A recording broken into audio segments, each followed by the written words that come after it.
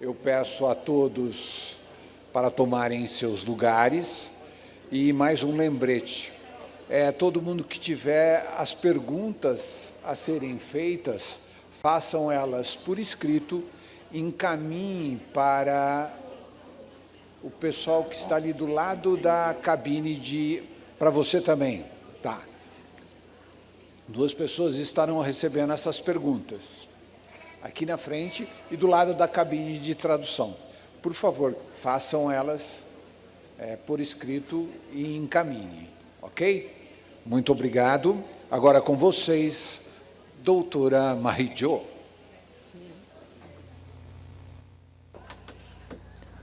Olá, amigos e amigas, vamos retomar. Os amigos tradutores estão prontos? Sim, tudo certo, obrigada.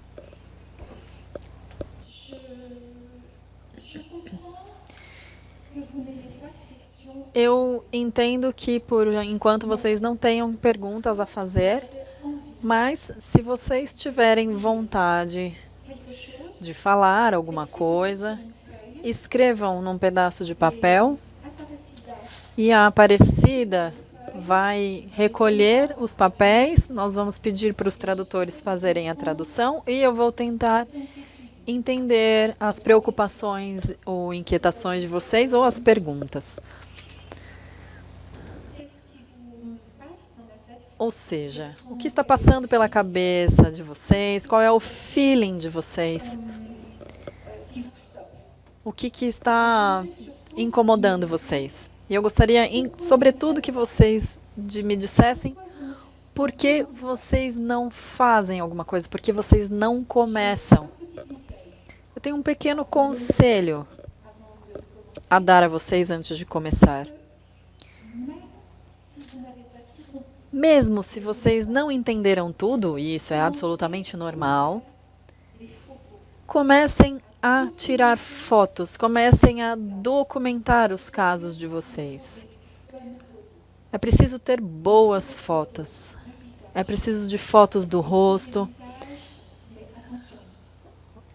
Mas cuidado, nós vamos buscar daqui a pouco o que nós chamamos de simetria estrutural. Então vocês podem tirar fotos da criança com uma postura ruim, assimetria postural, mas vocês precisam conseguir tirar fotos do rosto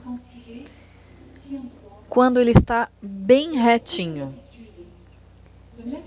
E tenham o hábito de colocar a criança sentada no chão para observar por cima da cabeça dela se as 2 orelhas são bem alinhadas, se elas são simétricas. Se vocês não veem uma pequena diferença. Vocês também precisam começar a ter o hábito de colocar a mão na cabeça da criança.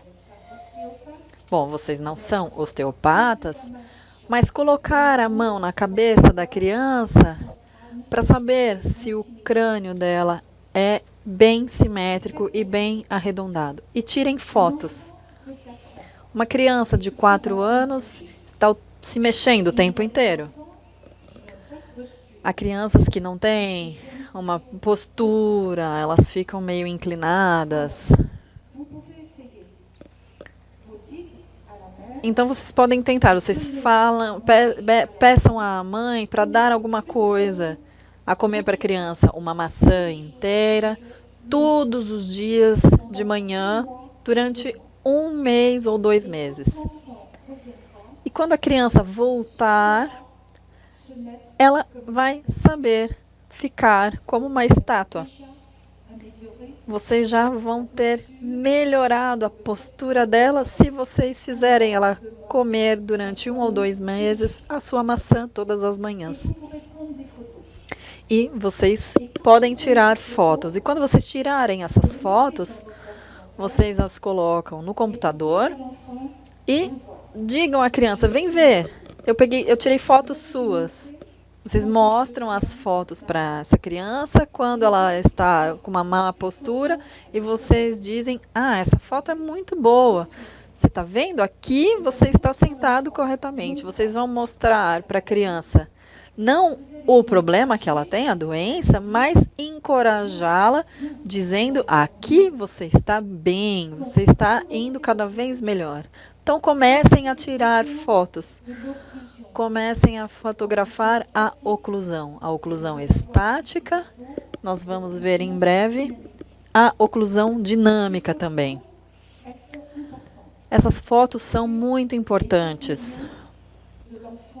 É a situação da criança quando ela tem 3 ou 4 anos.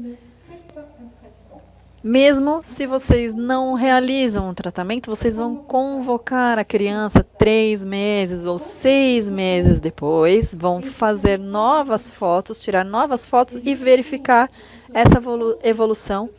E no dia em que vocês tiverem vontade de começar, lá vocês têm que iniciar isso. Mas não esperem entender tudo, saber tudo para começar o tratamento com uma criança.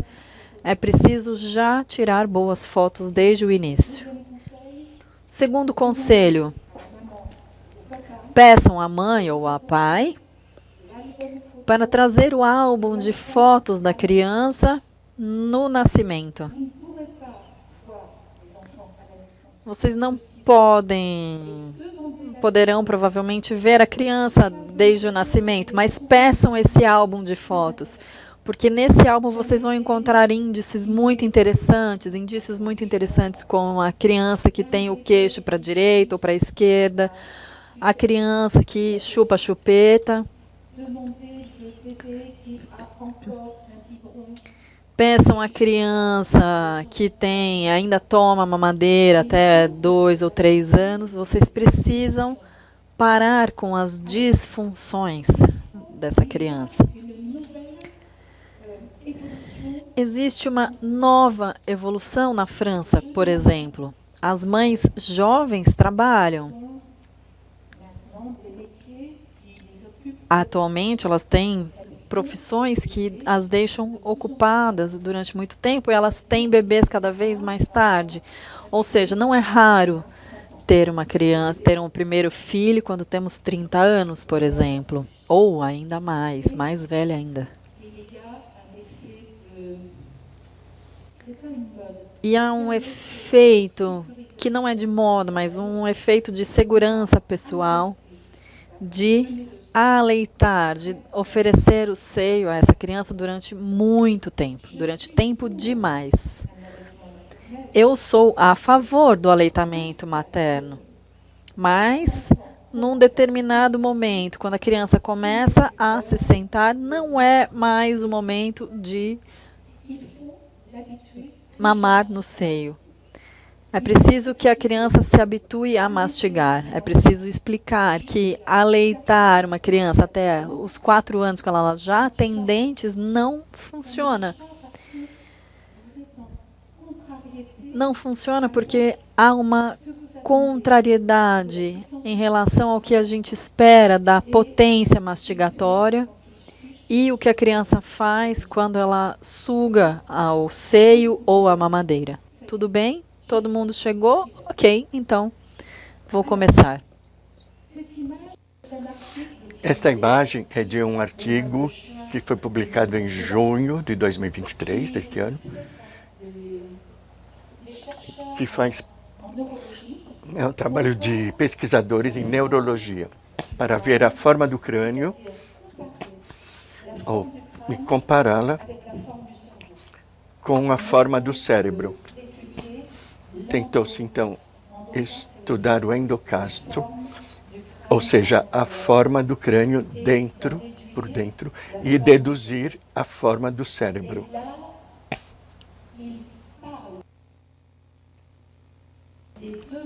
E aqui eles falam de 2 tendências nesses 2 módulos, seja a forma oligocraniana ou as formas raquicranianas, que vão ser raquicranianas.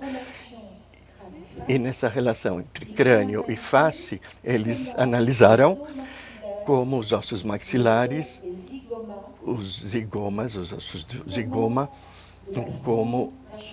como essa forma vai mudar. Então vamos cair novamente no interesse de se apreciar a largura craniana. Quando eu era estudante, eu ainda não tinha entendido. Eu fazia ortodontia em dentição permanente e eu não entendia por que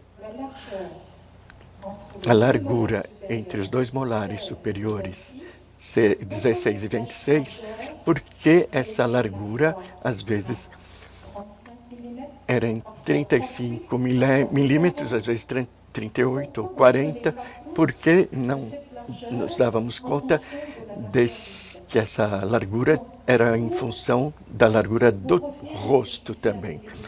Então, vocês, para voltar ao que dizer sobre as crianças, se vocês não começarem o tratamento, por exemplo, pegando um arco facial, como temos em ortodontia ou mesmo antropologia, tendem a aprender a calcular a largura da base entre os dois pontos temporais, condilos, não os condilos mandibulares, os condilos temporais.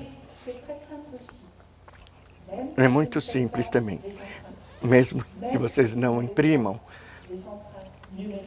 mesmo que não tenham impressões digitais, com a criança vocês peguem um pouco de cera para que ela morda forte e depois, tirando essa cera, vocês vão poder medir a largura entre elas. E essa largura entre 55 e 65, ela é decisiva para o que vocês farão depois. Vocês não vão poder terminar uma boca num movimento transversal, por exemplo, um que tem um movimento nesse milimetragem de 55, 65. Se eles tiverem 30, você não vai poder levá-lo a ter 44 milímetros mais tarde. Isso vai dar indícios para saber até quanto você vai poder alargar uma boca. E nós temos a tentação,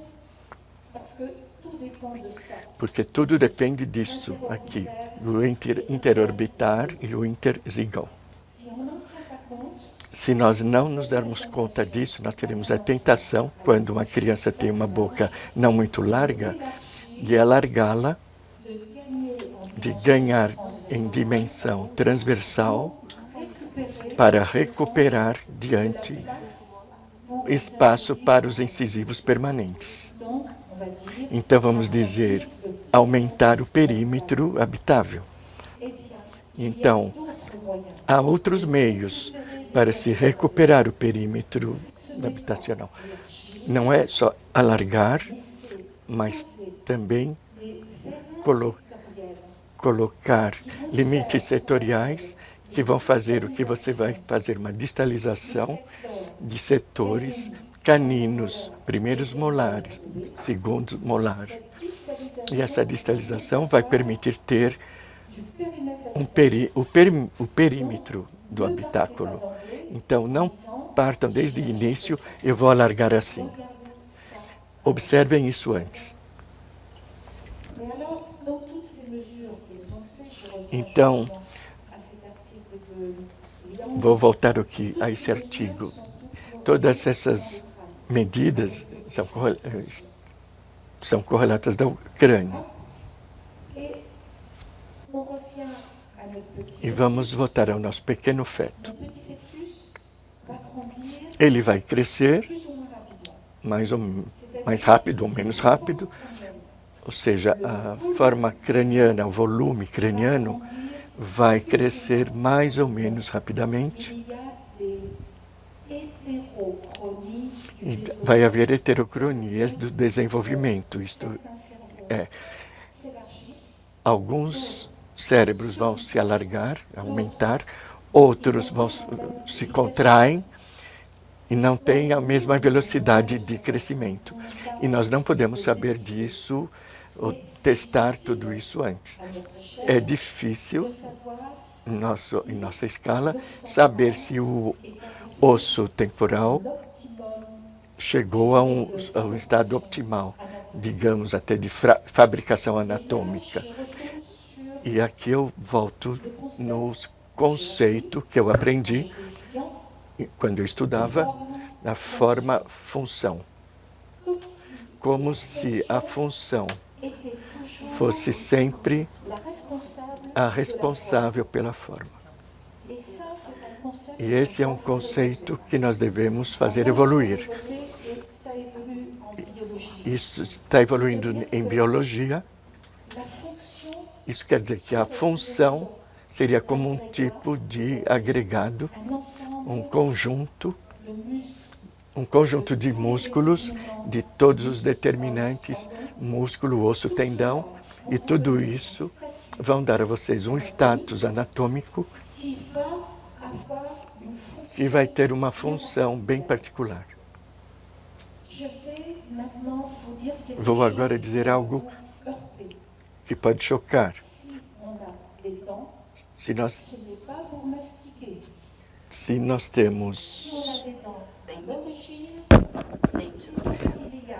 nós temos dentes, é porque na origem teve uma preparação anatômica, uma preparação neurológica e genética, que é tal que,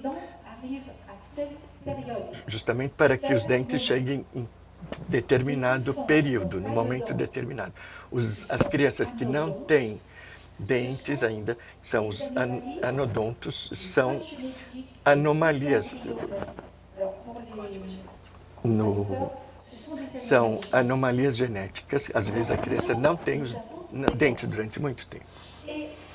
Nós temos dentes. E a função mastigatória, primeiramente, vai ser tributária da forma do nosso crânio. É preciso prestar bem atenção nisso.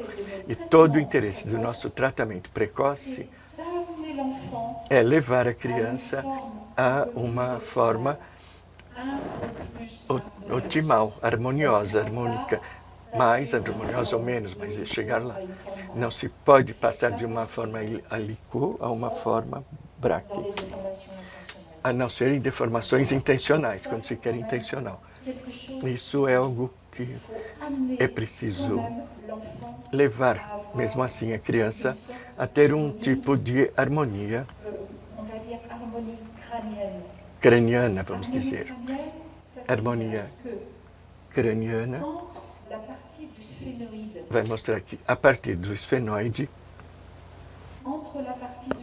entre a parte do esfenoide, que é dependente,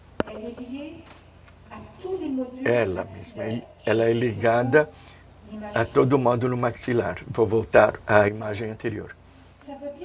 Isso quer dizer que, na verdade, você tem toda essa unidade esfenoidal que vai trabalhar, vai agir, vai crescer de forma autônoma em relação à unidade occipital e temporal. Se houver um processo de flexão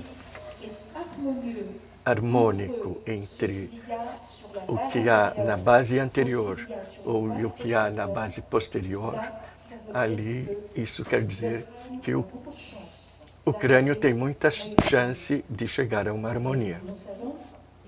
Então, nós vamos estudar justamente todas essas diferenças de largura, entre a arcada maxilar, e que nos dão uma unidade do esfenoide e a arcada zigomática dos ossos temporais, que vai nos dar uma ideia do osso occipital e como ele cresce, como ele aumenta. E aqui eu mostro muito poucas estatísticas, porque esse não é o nosso ponto hoje, mas neste diagrama você pode ver o que nós tivemos como referência craniana, um pouco por toda parte. E essas referências nos permitiram estabelecer medidas de largura em altura entre todas as referências. E podemos ver também a classe oclusal. A oclusal, vocês podem ver aqui as classes. Classe 3, 1, todas as classes. As tradicionais, classe 1, 2 ou 3 e as outras. Vamos voltar a isso daqui a pouco, sobre essa classificação e como nós devemos fazer isso evoluir na criança. E vocês têm aqui também pequenos triângulos pretos, que representam as crianças em classe 1. Os círculos vermelhos para as crianças em classe 2 e os pequenos triângulos verdes para a classe 3. E vamos então perceber que as correlações entre as formas cranianas, não temos aqui todas, temos os eixos canônicos, mas não importa a coisinha estatística que foi feita aqui, mas os eixos canônicos nos permitem dizer que as crianças que vão derivar mais para a classe 3 e aqueles, desculpem.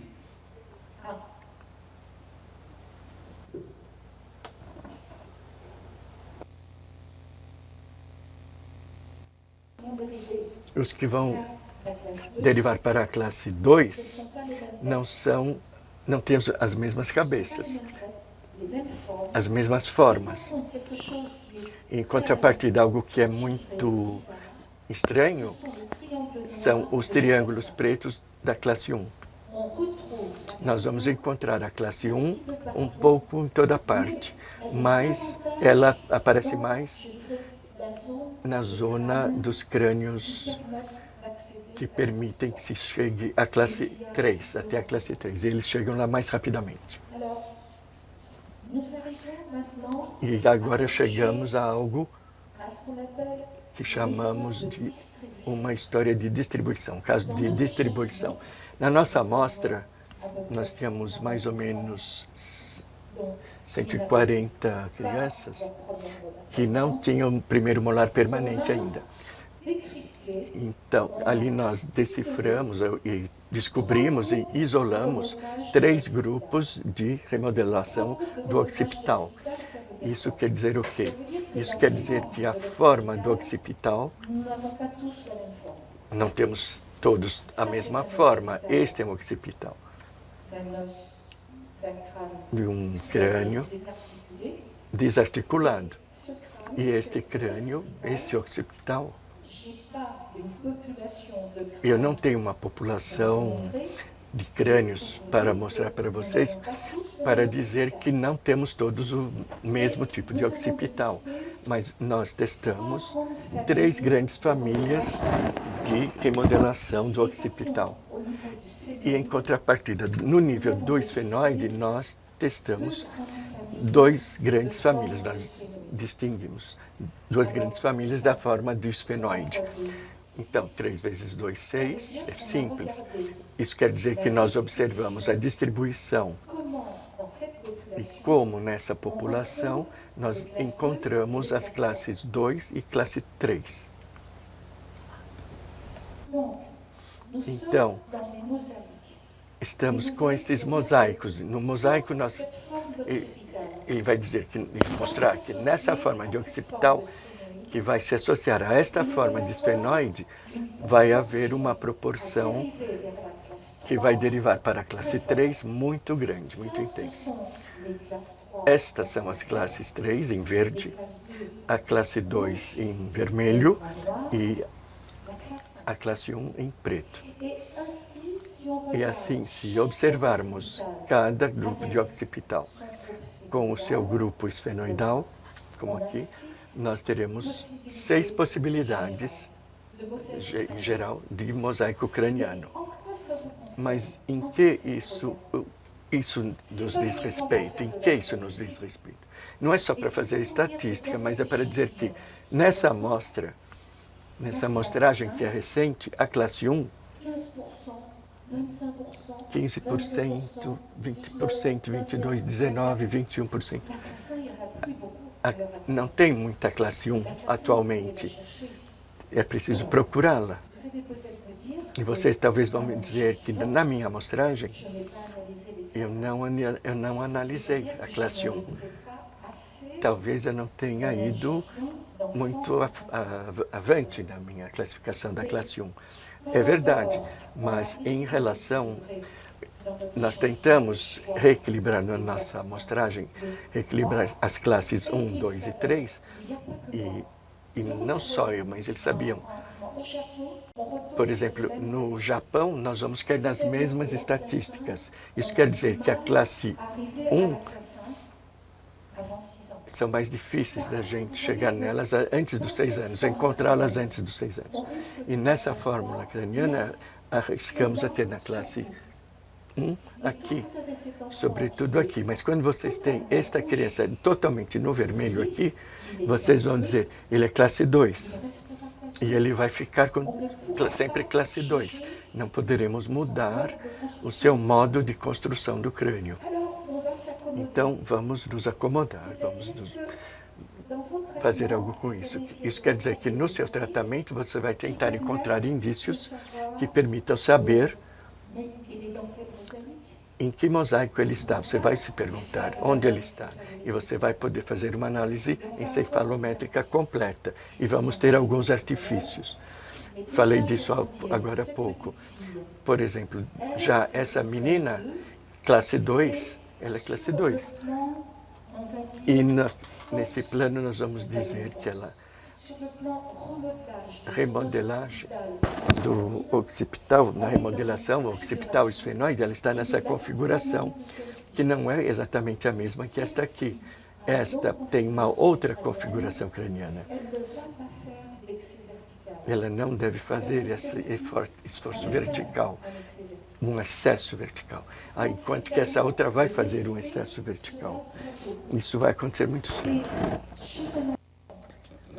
Numa criança pequena, com dentes de leite, um rosto pequeno, é muito difícil saber se ela vai continuar esse desenvolvimento vertical ou não. Vamos ver alguns recursos. Tudo isso para dizer que a forma craniana, eu diria que as pessoas inglesas, uma pessoa britânica, vai ter tendência oligocraniana, e na população em que nós estávamos, que é mais braquiocraniana. Aí é que está a diferença. Então, se Tanás desenvolveu essa teoria, ele tem razão de ter feito isso, mas a ideia era porque ele estava em Barcelona. Mas se ele estivesse no norte da Europa, não seria a mesma coisa. Vamos continuar. Nós teremos índices clínicos que nos permitem diagnosticar qual é o mosaico craniano da criança.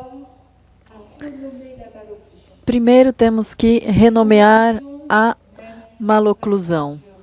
Mesmo se nós permanecemos nas classes 1, 2 ou 3, é um status que não pode se movimentar, é uma oclusão estática.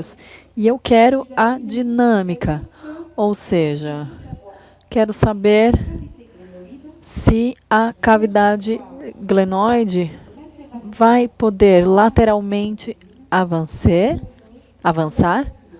ou se ela vai recuar. Então, nós vamos usar alguns símbolos. Desculpa. Nós usamos símbolos. Isso é o que nós chamamos de recuo da arcada quando nós fazemos essa lateralidade. Reclusivo. E vamos falar de lateralidade retrusiva, ou seja, agora nós não olhamos mais o que está acontecendo no nível dos incisivos e dos caninos, mas do segundo molar temporal. Ou seja, a relação de oclusão 55, 85 ou 65, 75. Então, é claro que vocês vão olhar os dois rostos, mas vocês vão olhar, sobretudo, a relação oclusiva entre o segundo molar temporal. E se vocês olharem em lateralidade, que há uma dinâmica 1, isso significa que o molar inferior avança um pouquinho. Se ele avançar muito, é uma dinâmica 3. Mas se o molar inferior recua, aí nós estamos diante de uma dinâmica 2. E veremos a que tipo de temporal isso pertence. Isso é chamado de maloclusão. Nós vamos fazer também, ver uma técnica que os osteopatas conhecem e que vocês podem ter acesso também. Não é nada perigoso. Vocês vão ter uma margem flexível e fazer um que nós chamamos de teste craniano, como eu vou explicar para vocês.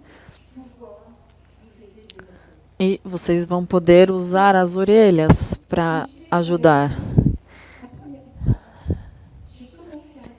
Eu comecei a olhar para as orelhas das crianças há muito tempo. Nós estávamos no Japão fazendo uma série de atividades. Eu olhei o jornal e o que eu vi? O reconhecimento facial. Acho que vocês já ouviram falar de tudo que está sujeito a esse reconhecimento facial. Bem, na Coreia do Sul, estavam tomando consciência de que esse reconhecimento facial é feito com essa largura interorbital, com essa distância, e também com as orelhas. As orelhas servem para esse reconhecimento facial. Então, por que usar isso para esse tipo de atividade? E por que não utilizaríamos isso? Então, saindo do meu curso, vocês vão olhar para as orelhas de vocês e para todas as orelhas. Sim, mas quando a gente já passou dos 7 ou 8 anos, ou quando temos um processo de envelhecimento, o tecido subcutâneo das orelhas não vai mais nos mostrar exatamente as estruturas ósseas. Então, olhem as orelhas das crianças, mas não demorem muito nas orelhas de vocês mesmos. Não fiquem muito tempo ligados a isso. Então, nós vamos primeiro falar desse reconhecimento da maloclusão. Vocês têm essa relação molar, a borda de cada molar. E quando vocês forem fazer essa trajetória lateral, olhem se essa relação molar da arcada, se ela tem um recuo. Não posso explicar tudo ao mesmo tempo, mas é preciso se lembrar de que não é a criança quem deve decidir se vai para a direita ou para a esquerda. Vocês vão guiar a criança no que nós chamamos de teste craniano. Vocês vão guiar essa boca. Então, atenção, não tem nada a ver com o que vocês conhecem de AFMP da criança sentada. Aqui estaremos com uma criança que está deitada de costas e vocês são os operadores que vão guiar a mandíbula. Isso posto, vamos voltar para o nosso objeto. Vocês vão perceber que existem crianças que recuam, ou seja, é um símbolo de retrusão. Quando nós temos esse símbolo, é preciso anotar isso, é importante anotar isso, porque quando vocês integrarem todos os elementos dessa observação, vocês vão saber o que é temporal e que nessa cinética temporal, essa cinética temporal é fazer essa rotação anterior ou uma rotação que nós vamos chamar de posterior, mas hoje a gente vai se lembrar somente disso, que é o temporal que faz essa manobra. Um temporal um pouco imaturo, não há alternância. Tem 2 ossos temporais que vão descer, pum, pum, pum. Mas isso significa que essa trajetória mastigatória ela é curta, não é longa, ela não vai longe. Então é uma pequena trajetória mastigatória. Mastigação interior, mas não existe esse efeito lateral, ou seja, essa rotação externa que vai permitir de ir mais longe nas laterais. Então, nós vamos chamar de classe 1 essa relação molar, mais de dinâmica 2. E é normalmente esse ciclo mastigatório imaturo. Vamos continuar. Agora vamos olhar novamente os molares. Temos uma impressão de que é uma bela classe 1, mas eu sinto muito porque minhas fotos não são tão boas assim, porque eu não tirei as fotos laterais. Então podem brigar comigo por isso. Se olhamos como esse molar evolui, o inferior ele vai avançar, mas vocês sempre têm um contato com o bornesial do canino superior e uma borda distal do canino inferior. Mas vocês sentem que a arcada inferior mexe lateralmente e avança bem pouquinho. Isso permite que nós tenhamos aqui trajetórias que se prolongam, ou seja, uma criança que pode buscar longe, muito mais longe do que a precedente.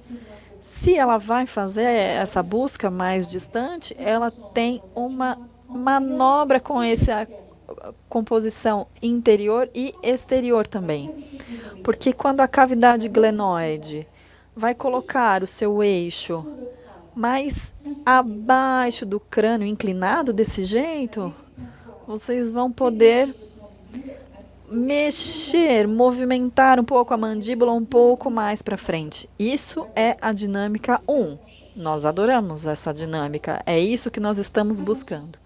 Mas atenção, eu tenho uma criança que está na classe 1, mas a gente não tem certeza que se é uma classe 1 ou uma classe 3. Então a gente pode renomear isso dizendo é uma classe 1 com uma dinâmica 3. Ou seja, vejam aqui que os caninos, desculpa, eu vou mostrar melhor na próxima foto. Os caninos vão perder o contato. Essa composição de avançar da arcada inferior faz com que a criança faça essa trajetória lateral e avance. Então, isso vai fazer com que se perca o contato com o canino. E essa perda de contato com o canino, às vezes, a gente não perde diretamente o contato em estático, mas essa dinâmica é perdida no dinâmico. Esse contato, desculpe. Então, esse pré-maxilar, essa zona dos ossos que carrega os 4 incisivos temporais, mesmo se vocês não tiverem essa articulação invertida. Mas, atenção, esse contato temporal de manobra de classe 1 e dinâmica 3. Isso significa que o eixo da cavidade glenoide não é mais postero médio, mas vai se transformar em anteromediano. E então esse eixo vai se transformar em anteromediano, então essa dinâmica 3 vai se acentuar e vai se transformar em protosivo. É preciso que a gente saiba identificar uma criança que está em dinâmica retrusiva ou em dinâmica obtrusiva demais. E isso é importante para criar o prognóstico, para saber como é que essa criança vai crescer. E eu diria que isso seria acentuar a dinâmica que ele tem em sua origem. Então, ele aumenta a sua capacidade de rotação externa.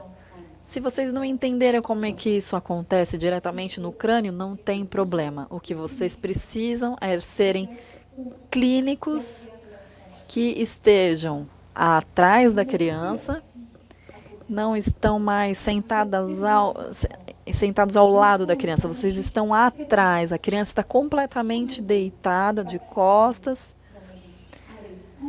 Vamos lá, pode dormir, deite-se, fique tranquilo. E vocês esperam uns 5 minutos que a criança esteja deitada de costas, relaxada, relaxa totalmente. Então, o que vocês vão fazer? Vocês vão suprimir essa questão da língua, da disfunção lingual ou mesmo da gravidade, quando ela está sentada numa cadeira, por exemplo. Isso é muito importante. Porque esse teste que vocês podem fazer antes dos 6 anos não são mais válidos depois dos 6 anos. Então, isso é algo, como eu posso dizer, muito útil que vocês podem fazer quando a criança jovem tem 3, 4 ou 5 anos. Isso não dói, vocês não precisam fazer nada muito complicado e vocês colocam essa criança deitada e vocês estão atrás dessa criança, completamente atrás dela, e são vocês que vão pegar o queixo dessa criança. Quando vocês segurarem o queixo dessa criança, vocês estão atrás dela, porque a esquerda dela, que é a esquerda de vocês também, e a direita a mesma coisa. E gentilmente vocês seguram e batem na arcada inferior na direção da arcada superior, de forma gentil. Eu não sei se vocês viram o Sr. Planas fazendo toque, toque, toque desse jeito, então vocês vão fazer toque, toque com essa criança. E são vocês que vão guiar a cabeça, vocês colocam a cabeça da criança completamente para trás e a criança vai dizer, vocês digam, não tenha medo, tá tudo bem, tranquilamente, calmamente, tranquilizem a criança, a mãe ao lado vai olhar vocês com angústia, vocês digam, fica tranquila, não estou fazendo nenhum mal à criança, e vocês observem, e é preciso ouvir esse som, claque, claque, claque, dos molares lá no fundo. E uma vez que vocês deixaram a língua de lado, porque a criança está completamente relaxada, vocês segurem o queixo, vocês continuem a dar esses tapinhas, fazendo esse flap, flap, flap. E nesse momento vocês direcionam para a direita e para a esquerda. Vocês mexem, movimentam essa arcada inferior. Vocês vão colocar essa mão em dedução. Não será a lateralidade mastigatória, mas o que chamamos de dedução para a esquerda ou dedução para a direita. É por isso que vocês podem fazer isso nessa idade, porque vocês vão trabalhar a mandíbula no fundo da cavidade.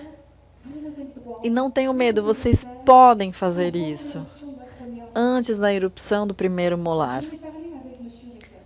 Eu falei com o Sr. Ricketts e ele me disse, sabe, você precisa considerar a articulação temporomandibular como uma articulação, mas não antes dos 5 ou 6 anos. Depois é como a articulação que a gente já conhece, mas antes disso é uma espécie de sutura, não exatamente uma articulação.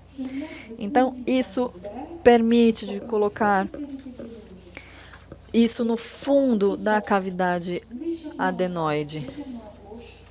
glenoide.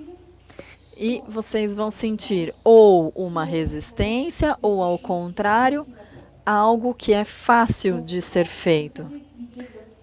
Quando vocês forem guiar isso, percebam, é verdade que é difícil de tirar foto, guiar, fazer isso tudo ao mesmo tempo, mas com o tempo a gente vai conseguir se habituar a fazer isso. E aí a gente vai chegar a fazer isso no fundo da cavidade glenoide.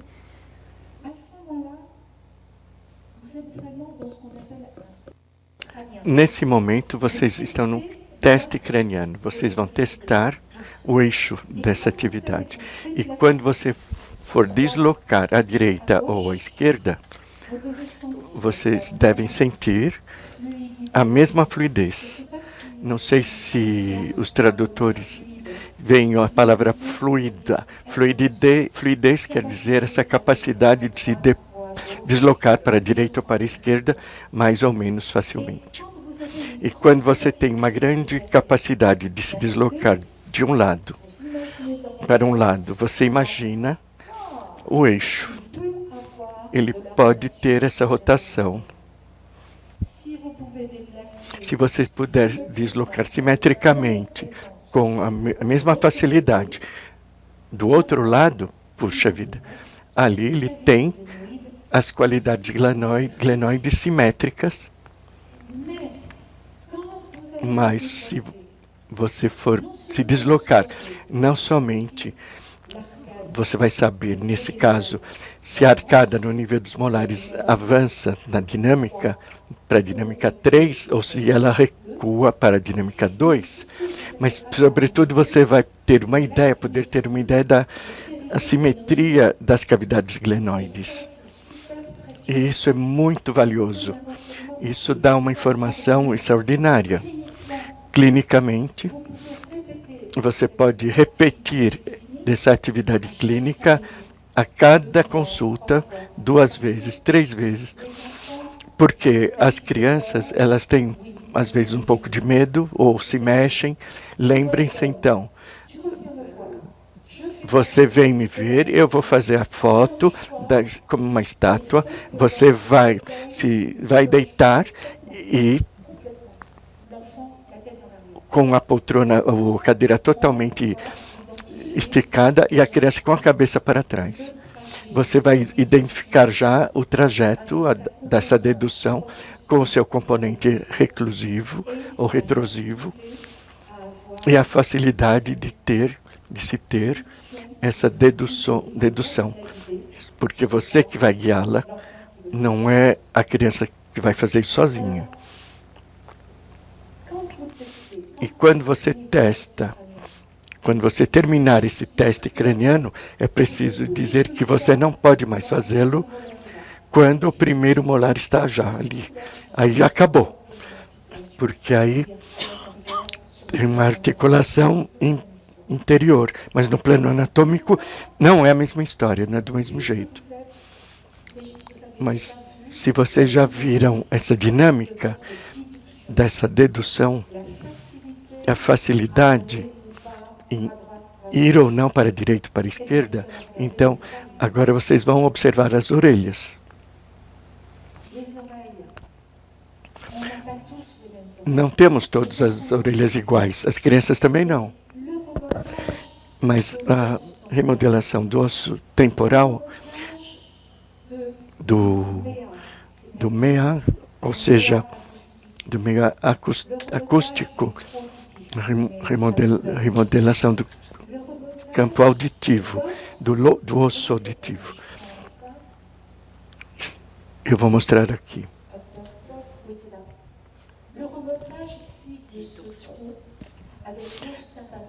A remodelagem deste orifício. Nós não vamos todos chegar à mesma forma, essa mesma forma, mas nós sabemos que há correlações cutâneo-ósseas entre a tarefa do pavilhão da orelha e a forma adquirida do pavilhão temporal. Então, vamos ter orelhas que vocês vão aprender a identificar como elas são. Vou avançar um pouco aqui. Aqui são trabalhos que fizemos e outras preparações com scanner.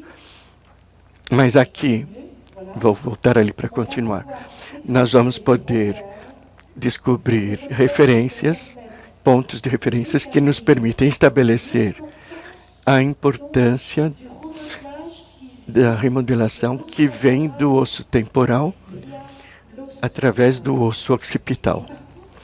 E em contrapartida aqui está a importância da remodelação do glanelo esfenoide nesta região auricular. Voltando. Então, vocês vão se encontrar diante de orelhas cujos pavilhões não se orientam da mesma forma.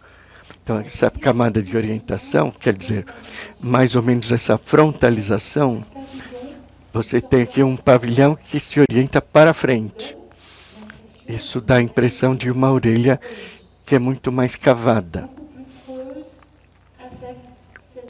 com essa zona cartilaginosa aqui, e uma orelha bem cavada. Mas há crianças que têm uma orelha mais achatada, chata. Como aqui, que vocês têm a cartilagem que é plana. Então, essa formação é importante. Porque, primeira coisa, imaginem o crânio da criança.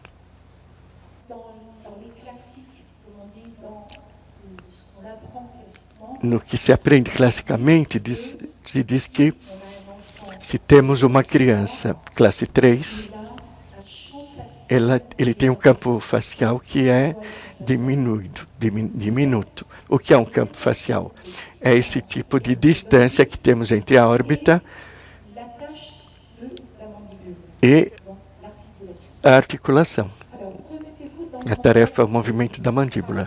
Então, vejam, um crânio braqui e o crânio... Se você tiver um crânio braqui curto, o que acontece no nível das pirâmides petrosas?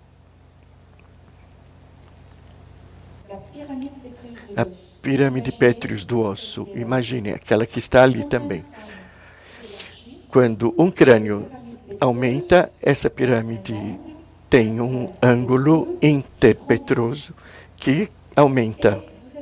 E você vai ver, então, uma cavidade glenoide sobrecraniana. Mas uma orelha, o que você faz ali? O que ela faz? Ela faz esse movimento. Ela vai olhar para você de frente. Ela é mais frontal.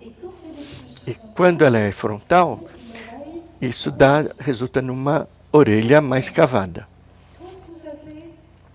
Funda. Quando você tem um oligocrânio, isso, oligocrânio, ele tem um processo de flexão que não é acelerado. Ele é mais lento, entre aspas, digamos. Ólico. Essa cavidade glenoide, como dizemos esta manhã, ela não é subcraniana, é laterocraniana. E a orelha fica como? Ela fica colada contra a parede craniana. E aí vamos ter uma orelha achatada, como esta. E essa orelha, com um rosto não largo, com uma dimensão interno-temporal fraca, baixa, isso vai significar o quê? Significa que o temporal, com o temporal assim, ele não pode mastigar. Não vamos ter um bom piloto. Não é possível. Então, temos ali coisas básicas.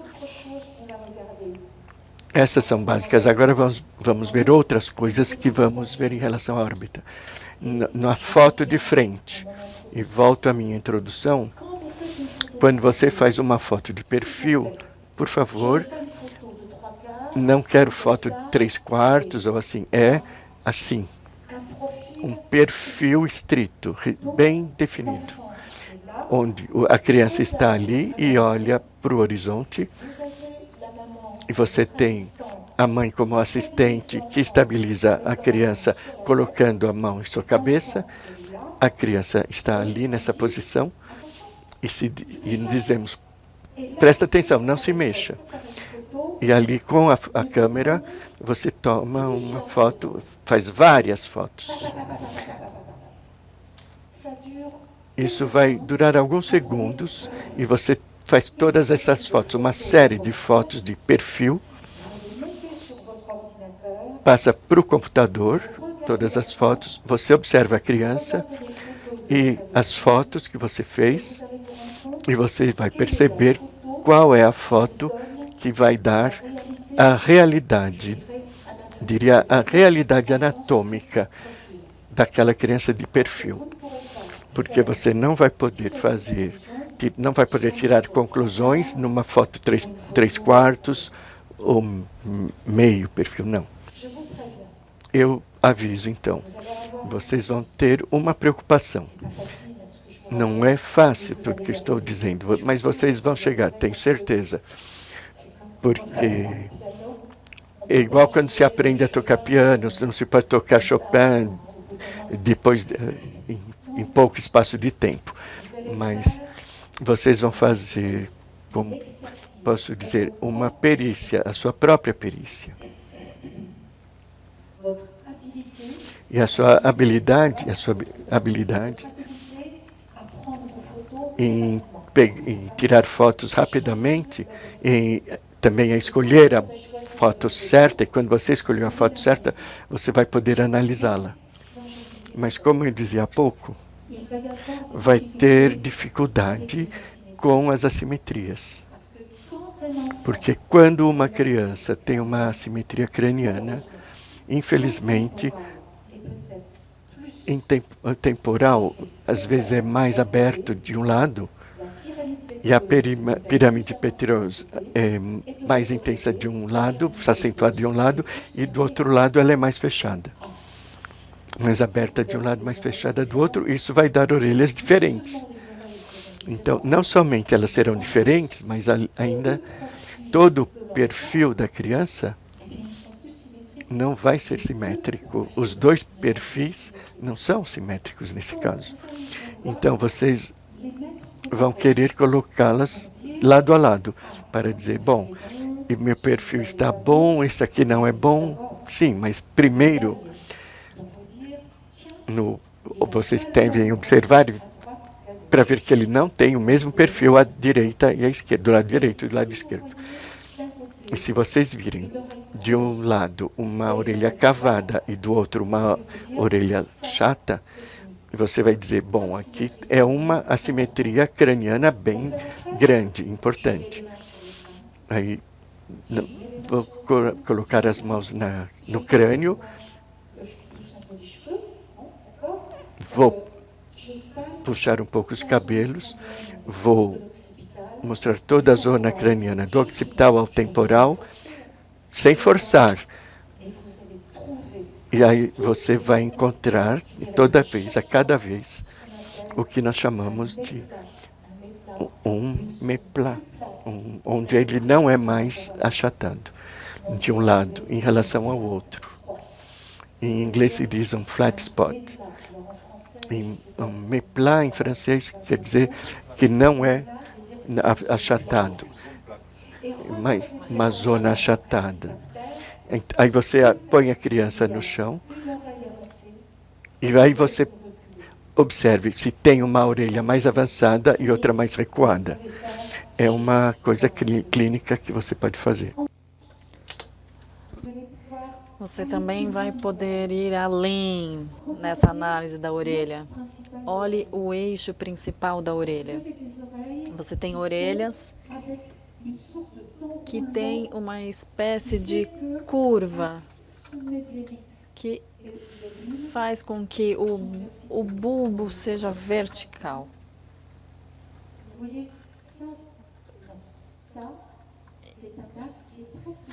Esse é um eixo quase vertical. esse é um eixo um pouco mais oblíquo, esse é um eixo bastante vertical e esse é um eixo um pouco mais oblíquo. O que tem nessa orelha? Tem um buraco que nos dá informações da questão auditiva externa. Se ela está fechada, eu não vejo. Se ela é aberta, eu vejo até o fundo. Uma pequena coisa que não está limpa, por exemplo. E aqui ele está um pouco mais alto. No entanto, aqui vocês têm uma curva que vai até o condutor, aqui um pouco, aqui nada, aqui vê um pouco. O que isso significa? Isso significa que, na verdade, a forma do temporal vai dar a forma anatômica que ela tem, vai dar informações sobre sua capacidade cinética de trabalhar com isso. E quando nós temos aquela pequena orelhinha com um brinco de pérola, essa aqui, opa,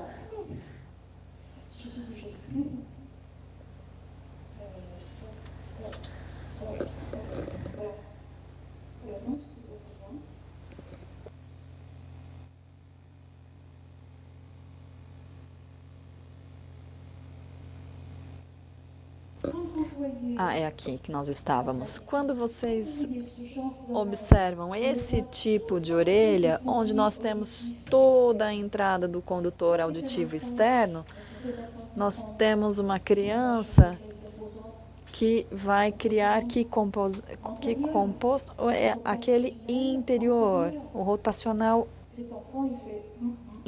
anterior. Não é uma longa trajetória mastigatória, mas se vocês têm este tipo de orelha aqui, esta segunda aqui em cima, opa, eu apertei o botão errado.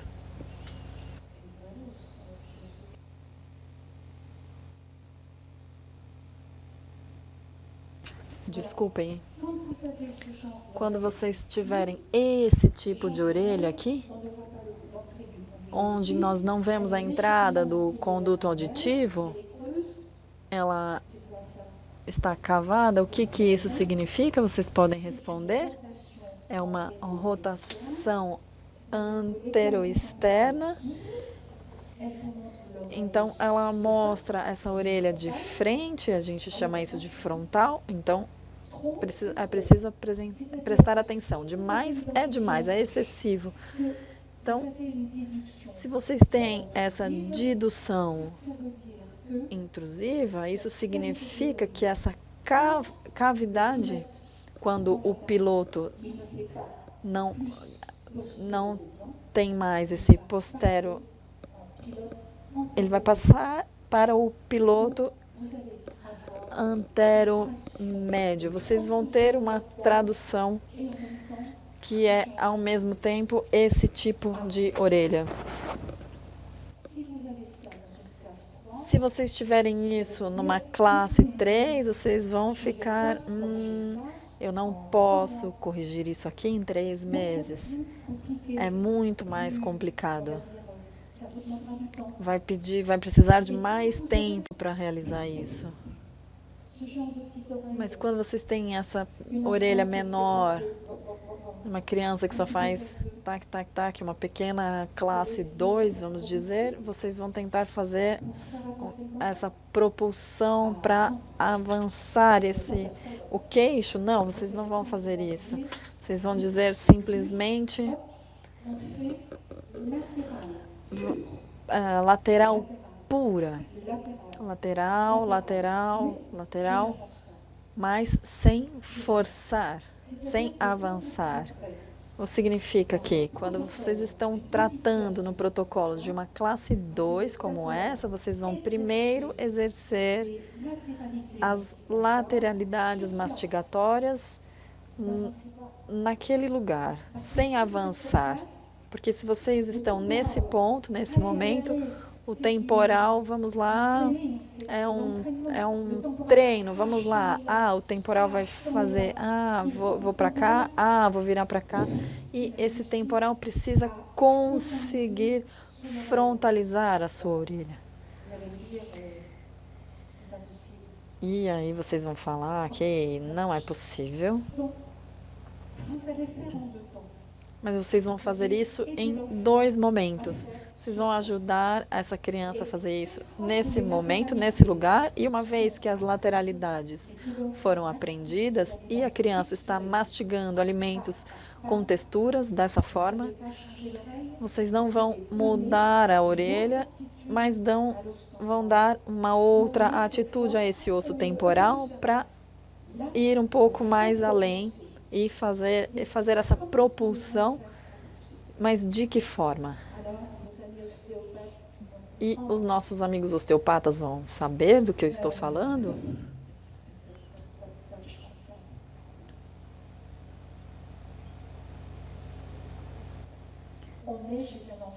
Estamos falando de uma criança, não de um velhinho que está com tudo isso bloqueado.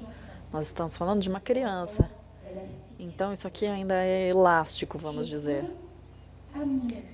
Eu quero levar a cavidade glenoide mais aqui, nesse lugar. O que eu vou fazer atrás disso? Bom, se vocês só fazem isso de colocar em propulsão direta dessa forma, não vai funcionar. Primeiro vocês precisam fazer isso aqui, depois isso no lugar, sem propulsão. E depois buscar um outro aparelho do Sr. Frankel. E por que eu escolhi o Sr. Frankel? Bom, eu não conhecia antes. Porque eu tentei tudo para essa propulsão. Mas o que está faltando? O que está faltando é que com o Frankel, quando vocês estão fazendo essa liberação da propulsão, vocês precisam abrir a sutura que está aqui entre o temporal. Vocês abrem essa sutura que está aqui. Como? Bom, eu vou dar uma informação que talvez não seja a melhor de todas, mas o efeito de colocar essa parte vestibular vai ter essas ligações que vão poder colocar a criança em propulsão, mas também, ao mesmo tempo, liberar essa sutura. E quando vocês liberam, tudo vai mudar. Porque se eu tenho esse osso occipital que está aqui, as minhas pirâmides petrosas são bem estreitas, eu quero liberar o occipital. E o meu occipital, ele pode continuar mudando a sua forma, mas é preciso tomar cuidado, porque aos 3 ou 4 anos, mas depois não dá mais. Então, a gente precisa relaxar essa estrutura, essa sutura entre o occipital e a pirâmide petrosa,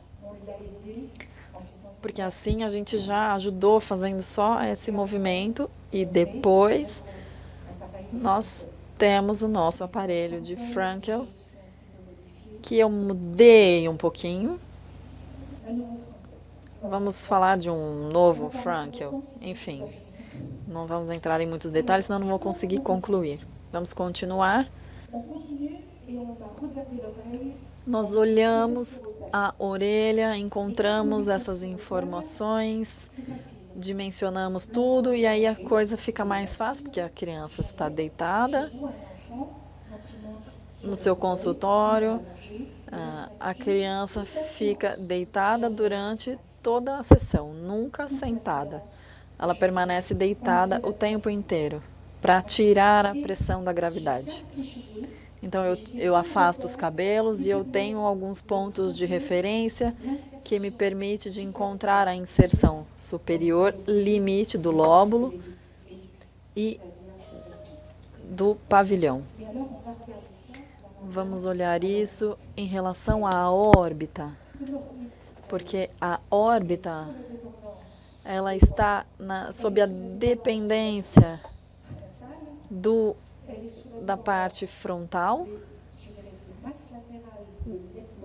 das máscaras laterais também, mas enfim, isso não tem tanta importância, mas e diversas peças ossosas que chegam no esfenoide, e o esfenoide, que eu geralmente dou uma cor amarela para ele, é ele que vai me orientar, é ele que vai orientar o eixo da orelha, mas é a pirâmide petrosa e o osso temporal dados pelo occipital, que eu coloquei em azul, que vai permitir que eu saiba, conheça o impacto do osso temporal, da pirâmide petrosa e o impacto do estenoide de uma parte que a gente chama de grande esfenoide, mas não tem problema se vocês não se lembrarem disso. Então, nesse momento, nós vamos ter esses ângulos em relação à órbita. Vocês podem comparar esses eixos, sobretudo em relação à famosa trajetória mastigatória e em relação à didução. E quando eu chamo de TM3D, são as trajetórias mandibulares e não mastigatórias. São as trajetórias mandibulares que vão guiar vocês. Vocês vão perceber que há correlações entre essa capacidade anatômica de fazer deduções e os eixos das orelhas. E isso funciona por si mesmo. Quando a gente tiver o hábito de fazer isso, isso vai se seguir naturalmente. É preciso entender que nessas duas meninas lembram do mosaico craniano, porque elas não tinham a mesma cabeça, o mesmo desenho do crânio. Então, a gente pode perceber isso no nível dos eixos, os eixos mais baixos, com uma rotação anterior da orelha, ou eixos que têm uma rotação posterior. Então, procurem agora o excesso. Onde é que há um excesso? É visível no conduto auditivo externo, na rotação anterior, mas que não dá para ver na outra. Quando a gente não vê isso na outra e nós temos esse tempo de classe 2, eu digo que é preciso tempo para corrigir isso. Vocês têm uma previsão de crescimento muito fácil. Dá para ver que na esquerda é bem complicado e na direita mais é fácil. Por que que é fácil? Ela tem a rotação anterior, o que significa que as crianças que não têm o hábito de mastigar vão fazer isso aqui. E agora vocês fazem, e elas fazerem esse movimento para o lado sem avançar. E quando eles adquirirem essa lateralidade, vocês podem fazer a propulsão. Mas fechem o ângulo goníaco antes. Teste craniano. Nunca se pode fazer isso depois. E as deduções cranianas guiadas com a trajetória mastigada. Chegamos então no ângulo goníaco. Eu tenho que parar agora? É isso? Hora do almoço? Que horas são?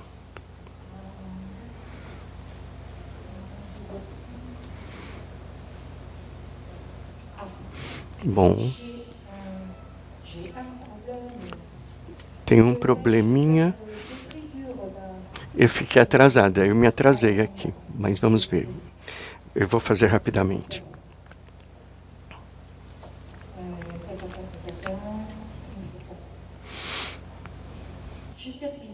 Bom, vai ser rápido, vou terminar logo. Ok, 15 minutes.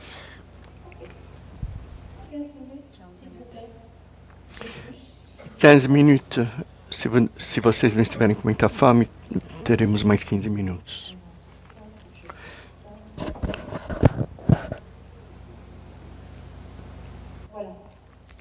É isso aqui.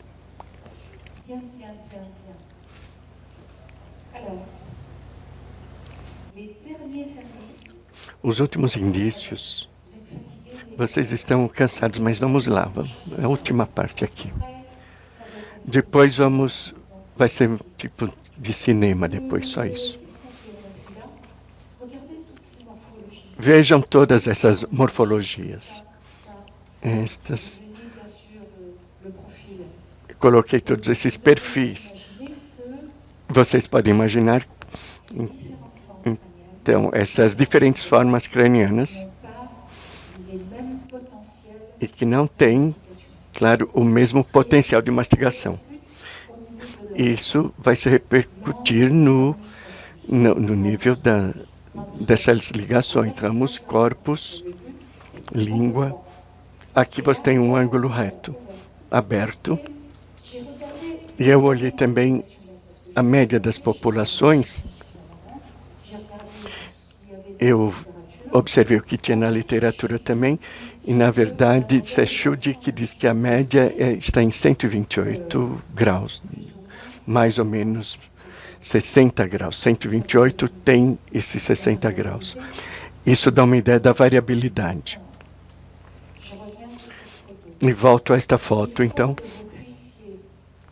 Vocês precisam obter o fechamento do ângulo goníaco o máximo possível, quando fazem isso, trabalhando lateralmente. E aí vocês vão trazer, claro, alimentos texturizados que vão apoiar o trabalho de vocês, esse trabalho biomecânico no nível do temporal. E aqui, se o ângulo se fecha rapidamente, fica bom para vocês. Vocês vão conseguir rapidamente. E se não, vai levar mais tempo, se ele não se fechar rapidamente. Vejam isto, tá bom? É um crânio que teve sua deformação aqui, mas nesse meio tempo teve um fechamento occipital entre os ossos temporais também, e as pirâmides petrosas ficaram assim. Então você tem ali um componente cinético temporal que vai interferir na rotação anterior. E aqui vocês têm a forma maximal, optimal. Melhor forma. Continuem a observar o ângulo, vejam. Um ângulo que se fecha, ângulo direito, com muita rotação interior, e um ângulo otimal que não se fecha, que não tem capacidade rotacional anterior. E não é só isso, tem também esta imagem. Meus colegas no Japão me mostraram que porque lá tem um processo de flexão occipital que não é a mesma nossa. Quando eu digo nossa, digo os caucasianos, os sujeitos caucasianos. Bom, não é a mesma coisa, não é igual. Em algumas regiões da Ásia, e notadamente no Japão, eles têm uma forma extrema de alargamento, tanto que vocês veem muitas vezes que isso perturba muito as meninas jovens, porque as orelhas ficam muito abertas. São muito frontais as suas orelhas. Então, a minha preocupação é essa, é que depois eu falo do esfenoide, mas é uma preocupação. Vocês vão ter uma ausência de fechamento do ângulo goníaco, e quando esse ângulo goníaco não se fecha, vocês vão ter, no tempo esperado, vocês vão ter uma diminuição de forma do germe dentário, que os futuros premolares, então, vão ir para frente, vão ser projetados para frente. Mais rapidamente eles irão para frente. E vocês vão ter ali uma posição muito avançada de também mesial de 36,46. E no final vocês vão ter os 4 incisivos e os 2 caninos frontais. Eles serão muito avançados. Como vocês podem parar esse processo? Porque se vê isso em alguns crânios chineses. É muito complicado. Então, vocês podem mudar o piloto do avião? Vamos ver aqui. É fácil. Vocês vejam, vocês veem imediatamente a classe 3, essa posição invertida. Aqui estão os eixos das orelhas. E o que fazemos? Vamos colocá-lo sob esse plano de desoclusão. Aqui não é o momento de explicar como isso se adapta, mas vamos fazer isso e vamos oferecer as cenouras para ele, para a criança, e devemos parar, deter o processo, esse processo de flexão, parar esse osso temporal no seu deslocamento. Temos aqui a impressão de que os rostos se modificaram. Não, é o ângulo goníaco que passou de 135 graus para 118. E mais, se tivéssemos começado antes, poderíamos ter fechado mais. Mas vejam aqui, os eixos mudam. Então, acho que podemos mudar o piloto, não no avião, mas aqui. Aqui também, nesse caso, podemos mudar o piloto. Uma classe 2, para mim, é muito mais difícil de se tratar no ílico do que uma classe 3 para aqui. Então, nós obtemos um osso robusto, que vai ter potência mastigatória também.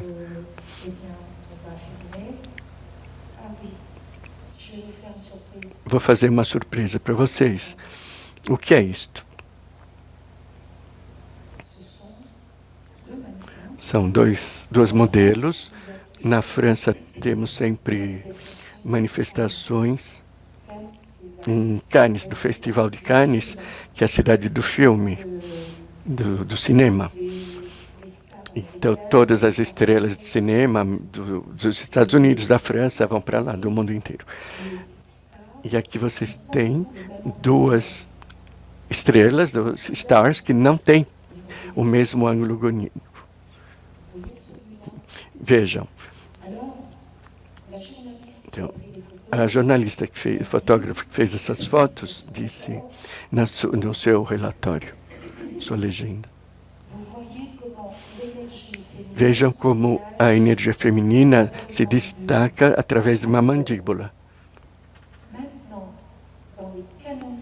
E agora, nos cânones de beleza, procura-se alguns critérios no nível do rosto, no rosto das pessoas.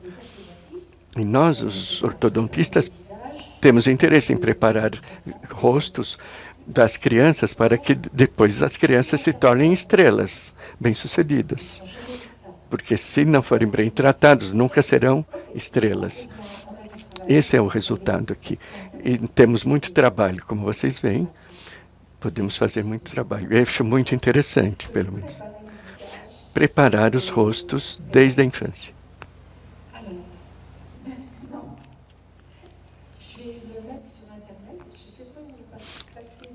Eu tenho que acessar a internet, não sei onde está o que eu havia preparado. Ah, está aí.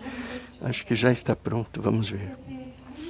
Vocês viram nas mesas, nós colocamos algumas réguas, alguns objetos pequenos. É um presente, mas cuidado, é um presente muito delicado.